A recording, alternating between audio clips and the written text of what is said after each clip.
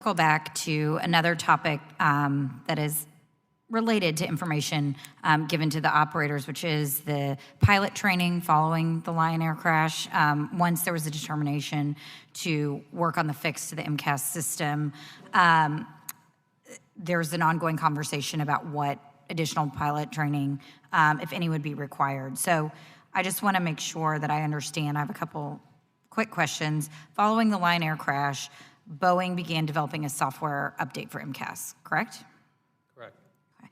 And as part of the software update process, does Boeing need approval of associated pilot training standards by the FAA's Flight Standard Service? Not necessarily for that specific change at the time.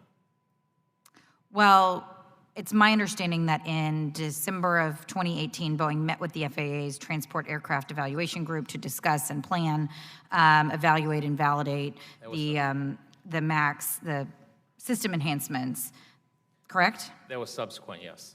And part of that conversation was that the FAA tasked Boeing with proposing pilot training related to the MCAS software fix that would be evaluated and documented in the FAA's Flight Standardization Board report. What level of pilot training did Boeing propose to the FAA? That would have been level B training, which is the classroom or CBT, computer-based training. Would it surprise you to learn that Boeing recommended level A training at that time? I'm not aware of that. You're not aware that Boeing recommended level A pilot training instead of level B? No, I'm not aware. Mr. Muhlenberg, are you aware that Boeing recommended level A training instead of level B? No, I'm not aware of that. Well, according to a letter from Boeing to the FAA, Boeing represented that for the MCAS enhancement, level A training would only be required. And Boeing stated in the letter that its position, which I have the letter here in front of me and happy to present to you all, that Boeing believes that the rationale for the original recommendation was still applicable, and that Boeing believes there isn't a difference relating to the MCAS flight control law, doesn't affect pilot knowledge, skills, abilities, or flight safety. Do you still believe that statement is true?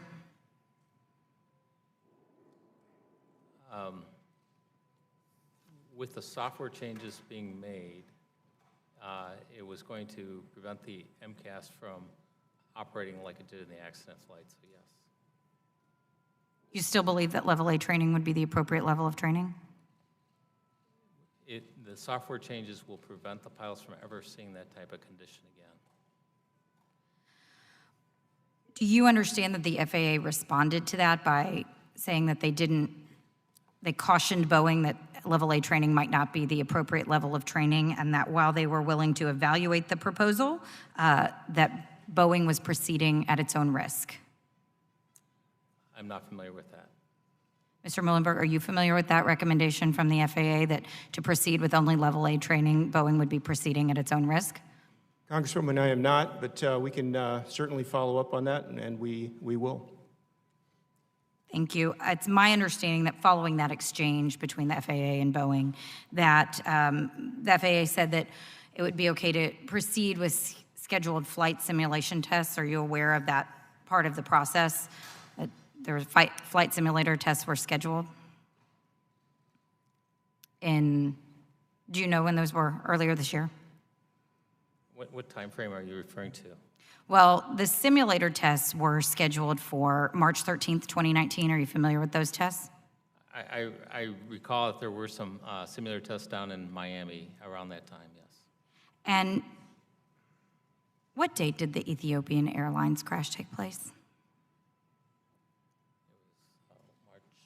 It was in March of 20... March 10th, 2019, before the simulator tests. Thank you, Mr. Chairman. I yield back.